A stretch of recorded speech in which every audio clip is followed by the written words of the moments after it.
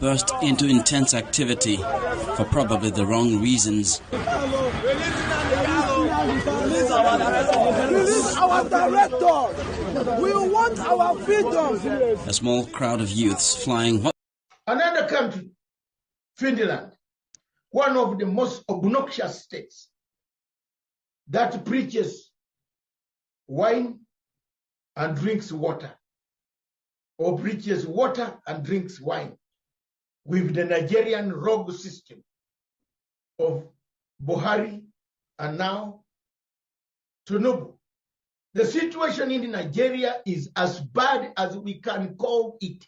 It's the worst. It has gone out of hand. Every day you wake up in the morning, 200 people kidnapped, 5 killed, 200 killed, Christians murdered, herdsmen with guns, everybody killing, coming from the north to kill.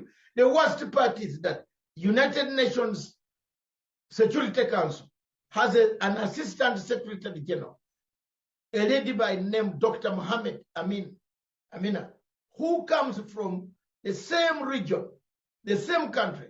She has never even put up a word to the United Nations Security Council about the human rights abuses in Nigeria. The 5 permanent members and several European countries are doing business with Nigeria.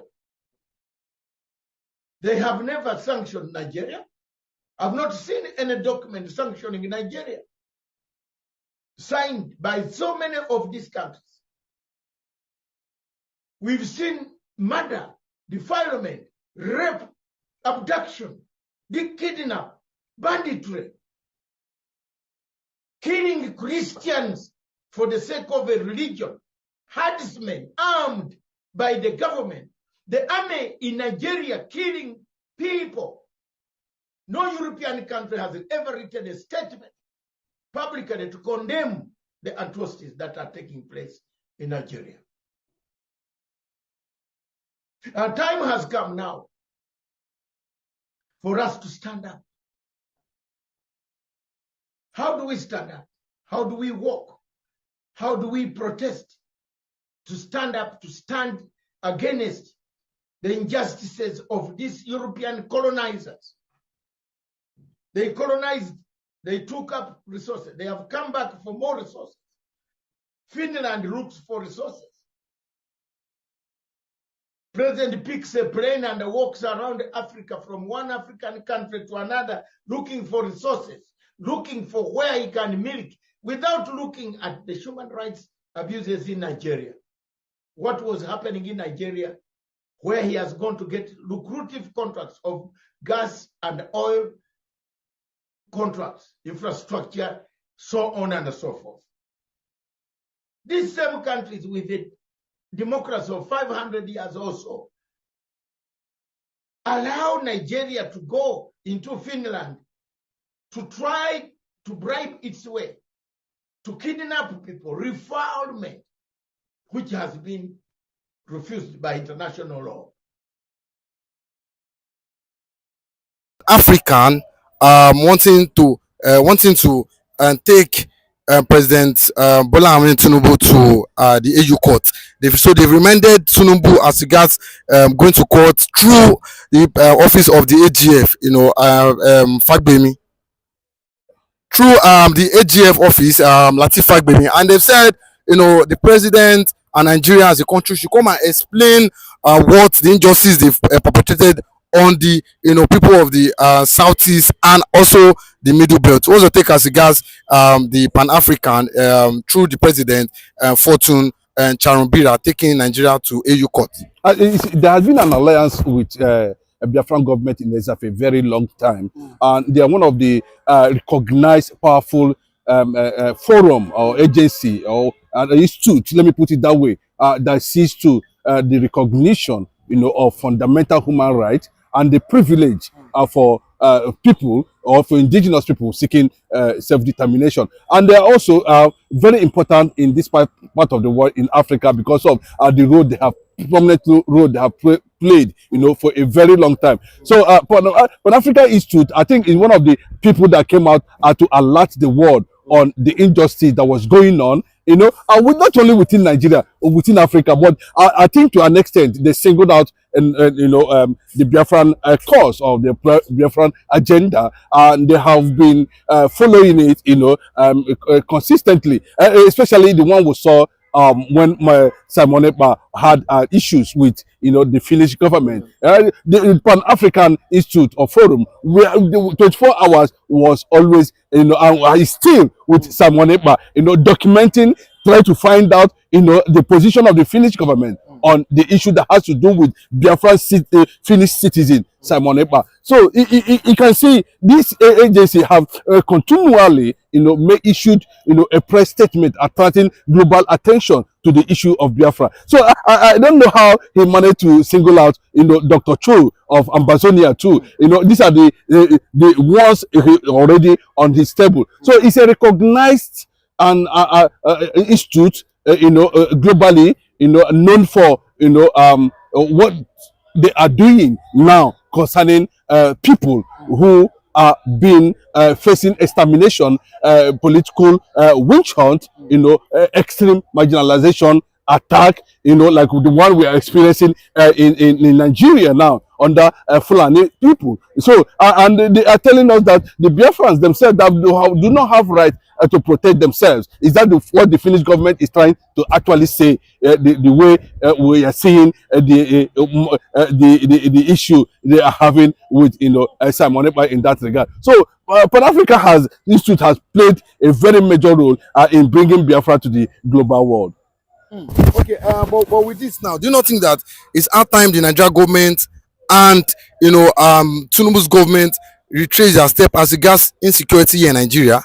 There might not be definitely any good result coming out from that angle, because it is being suspected. That suspicion is already there. We don't know who that is actually powering the Fulanization agenda, the Islamic agenda, that's going on in Nigeria, the killings, and here, almost all the 36 states of the federation is under Fulani siege. So we don't know which government, but it became, extremely, a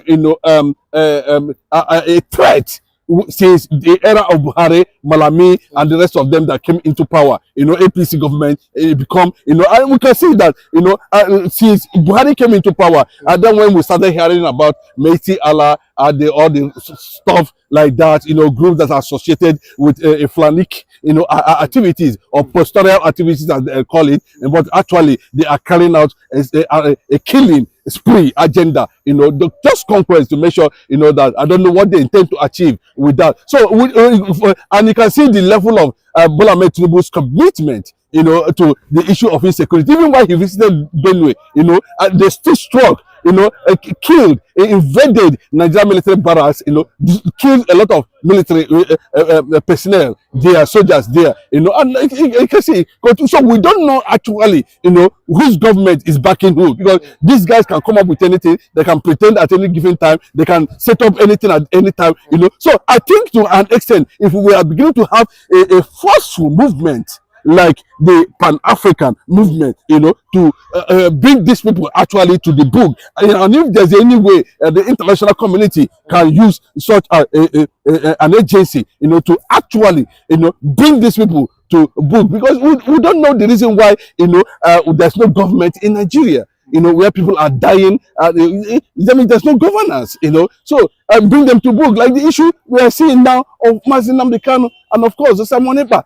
So I know Bola Ahmed Tinubu should be regretting at this point in time, because what he thought would have happened to Simon Ekpa is not what he's getting now. We know the kind of statement that we are calling coming from his administration as at that time, to the extent, and he got in contact with the Finnish ambassador to Nigeria, and all of them were making jubilating, that Christopher Musa, Simon Ekpa must fall, and this and that. At the end of the day, now he's facing the court, and I can be rest assured that's victory at the end of the day. So that is the game. That's what it is. But one thing we must understand is this. Now you can't take it away that these men might likely be heading to ICC at the end of the day. So you don't feel that the AU have got what it takes, to make the difference as regards the injustice in Nigeria? Yeah, if there's a proper evidence being tendered by institutions like the ones we are seeing now, Pan African Institute and the rest of them, yes, they can be brought to book. Definitely, they can be brought to book. There's no two ways about it. They can face the consequences. But you can see the way things are now, the way they are doing their things, moving a lot of things, changing directions, and are there, and the issue of corruption, and is the AU former president, he cannot be tried. Then what of those who were engineering your administration to carry out atrocities, knowing fully well that even in the Nigerian constitution, people have right to defend themselves? So why are you saying that Simon Ekpa is this, Simon Ekpa is that? Somebody who is alerting his own people on the danger of flood agenda, in Nigeria. Then you simply look for a way to say that it's causing insecurity. Why I think to an extent, the EU will intervene on this. The international community will intervene on this, and you can see now what they thought. It's not what they are getting in Finland. We see the landmark global victory, celebrated by almost all the major media houses all over the world concerning what Kenyan government did, concerning nnamdikanu, and the same things we are expecting to happen in Kenya, and definitely that is what it's going to be. So it's likely that if they get it right at the end of the day, my brother, we are not far from the truth. This government under APC can likely face ICC. Yeah, it's a wonderful edition of Politics on the Street today.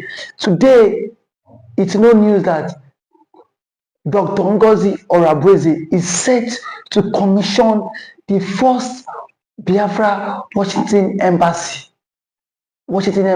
Some persons are of the view that what has Dr. Ngozi Orebeze done to the history and to the struggle? Now she's bringing what she has done, that Donald Trump is set to commission this embassy.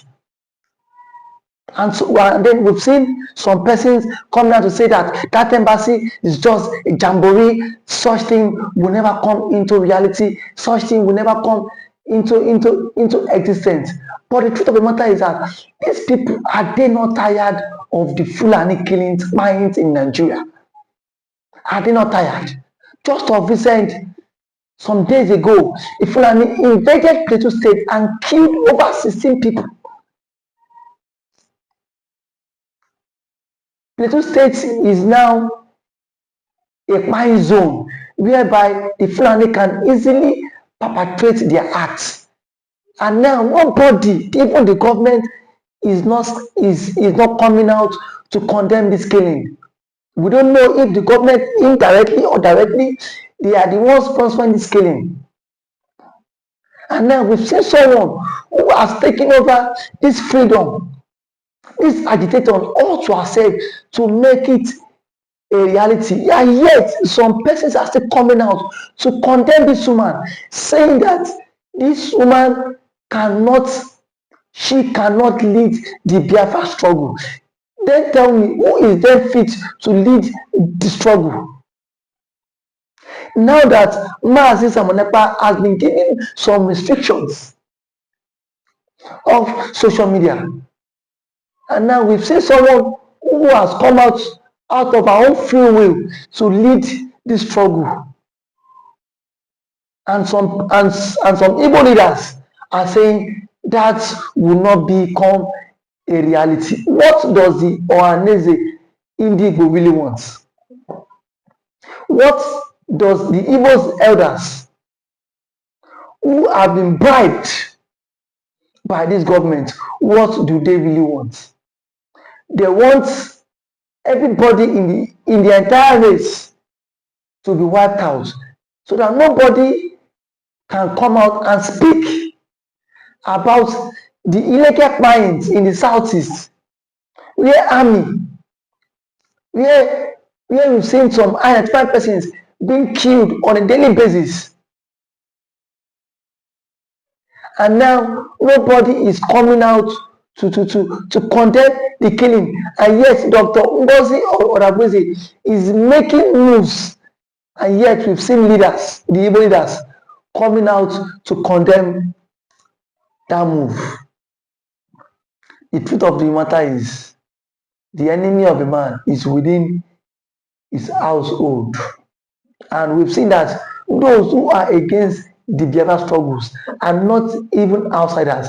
They are they are mostly people, even from the Igbo race. When Dr. Ngozi Obezi announced that they are set to commission the Washington DC Biafran embassy, and that it will be done by the US President Donald J. Trump. We've seen Bianca Ojukwu tweets saying it is a lie from the pit of hell. Why don't you wait until that becomes a reality? Why can't you wait until it becomes a reality? The same people that was being used to kidnap nnamdikanu all the way from Kenya, the same people that was being used to orchestrate the illegal arrest of Mazi Samuel Ekpa. And now we've seen a woman championing this case, this cause for referendum. And those who were supposed to champion this cause for referendum have even sold out in the freedom. They've sold out. Waneze Indigo have sold out. Southeastern governors have sold out, despite the killings in their domain, despite what is happening in their domain. Nobody is coming out to confront the government and tell them enough is enough. What we have today is people who are only after their own tummy, their own stomach. Is this how Mazi Nnamdikanu stood for the Biafra cause? Mazi Nnamdikanu stood for it with his life, despite the pains that man is going through today. The man has not renounced the struggle for Biafra.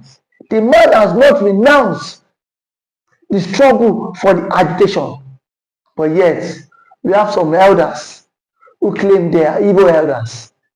They are neither there or there. All what they do is today, Biafra in the morning, and then they would agitate for Biafra in the morning, and at night they are having meetings with those in the presidency just to scuttle the struggle. I am saying it here that nobody born of human can scuttle the struggle, because already the Biafra struggle is an ideology that can never be wiped out. It's an ideology starting from the days of Odumegu Ojukwu until date. It is still waxing stronger. Or those people who are saying Biafra is dead, who are saying Biafra is dead, are they not tired of slavery? Are they not tired of the Fulani Ekpa'S? Benue State has now become a death trap for people. Plateau State now. So many atrocities that these Fulani people have committed, and the Igbo leaders cannot come out and express their own grievances to it, cannot come out and condemn all this. Rather, we've seen them taking sides just because they want to become slaves to the Fulani, just because they want to become errand boys to the Fulani. But the question is, how long can we continue in this shenanigan? How long can we continue in this shenanigan? To me, it is a shenanigan. It is a shenanigan in the sense that you cannot continue to live in a country where we have murderers. We cannot continue to live in a country where there is no rule of law. The Fulani that has killed a lot of people till now has not been brought to book. The Fulanis have not been brought to book. Rather, Ekpa'S and government is not even making plans that this whole killing thing would end soon. No plans from the government. No plans from the government that this whole killing would end anytime soon. And now we've seen Igbo leaders also not coming out to air their displeasure. Rather, they are indirectly supporting the government to buy. Are we going to sit down and watch until everyone is being butchered in the southeast? This is what Mazi Nnamdikanu predicted. Mazi Nnamdikanu predicted all of this, and now it is happening. It is happening that the Fulani is bent to Islamize Nigeria, and today is it not happening? It is happening. We've seen it. And the Fulanis want to Islamize Nigeria, and they think people will sit down and not speak out, just like the Igbo leaders have sat down and they are not saying anything to it. It is really a show of shame. It is a show of shame. If at this stage the government and the Igbo leaders cannot come out and speak up against the injustice of the one Nigeria. And kudos to Dr. Ngozi Oyagbeze for launching this Biafran embassy. Kudos to you. Kudos to you, man. Thank you for watching this podcast.